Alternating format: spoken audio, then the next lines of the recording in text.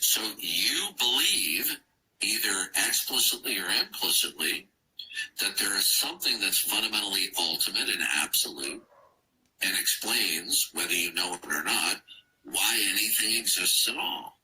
And that's what we call the absolute or the ultimate.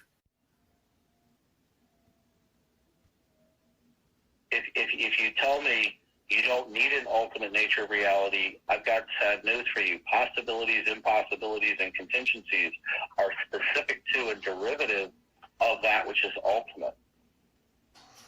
It is impossible to be neutral about that which is absolute.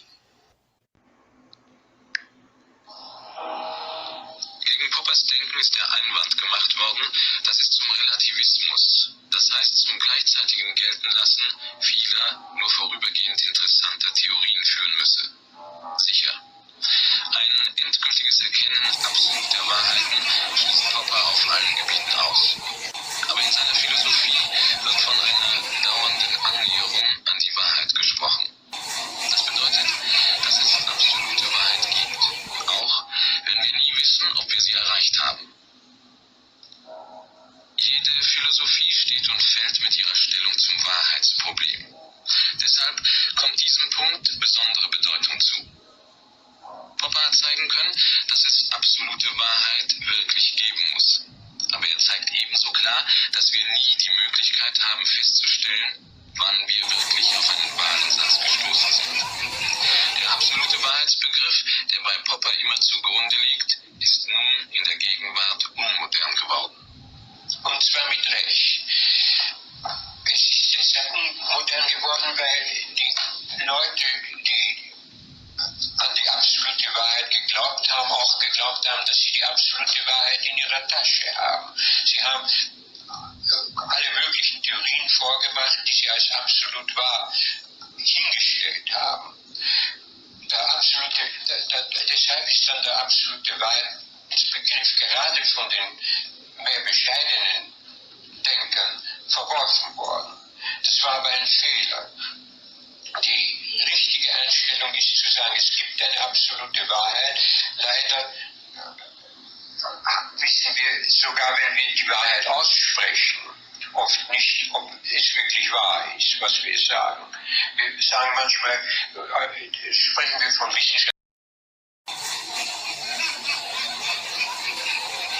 All I have to do is say, do you accept that God is the necessary precondition? The non-acceptance of God being the precondition is a denial.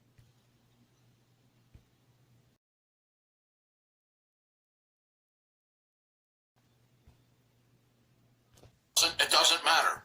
What we're trying to show is that agnosticism is in fact entails the denial of the existence of God.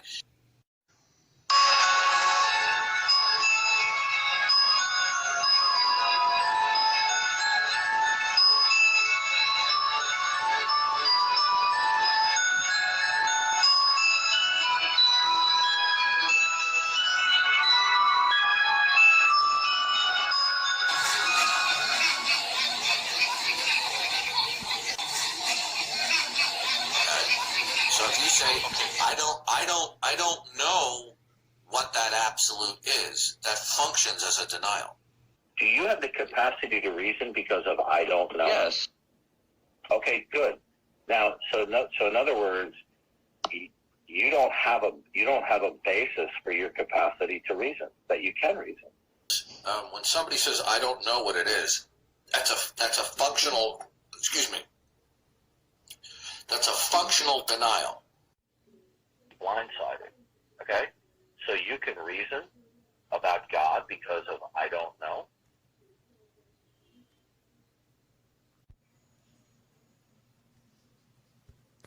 So you're here today reasoning with me based upon, quote, I don't know. If your reasoning is derivative of I don't know, why should I pay attention to your reason? But I mean,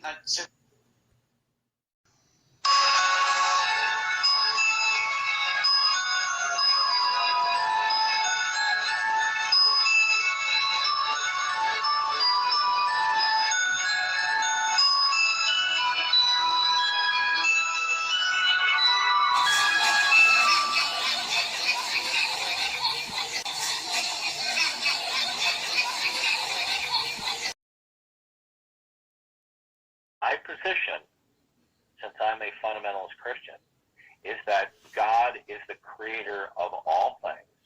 Came onto the internet.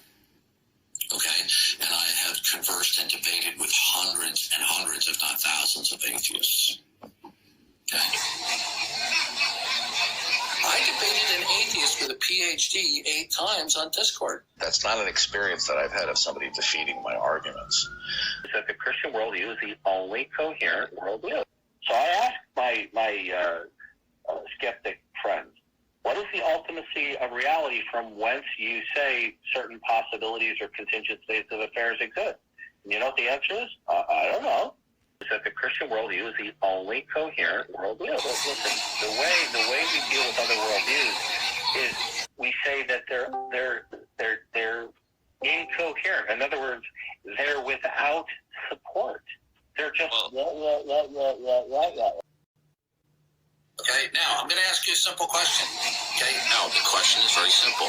Since you have raised the concept of falsification in your worldview vis-a-vis God and the Bible, does falsification require reason in your worldview?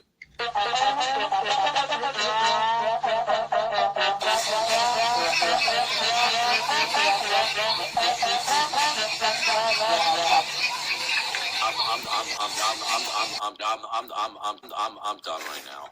Yeah, we're done.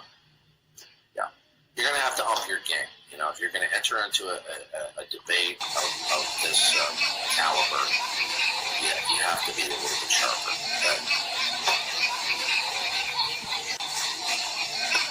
See, people want to maintain that they can be intelligible and meaningful without the Christian God, and we see another one where they can't provide for the intelligibility of anything. Surprise, surprise. Because you don't know how to converse. We're done. You need to, you know, if you're telling me the truth, write your college, get a refund, because they failed you. Not only did you waste your money, they failed you. If that's not the case, then you're just a very deceptive and devious person. And if you're not deceptive and devious, then you truly wasted your money. You invite me on your show to dialogue. Hey, the scientific provisional statements falsify verses in Genesis. How does something that's provisional falsify something else when you don't know that the provisional stipulation is true or not?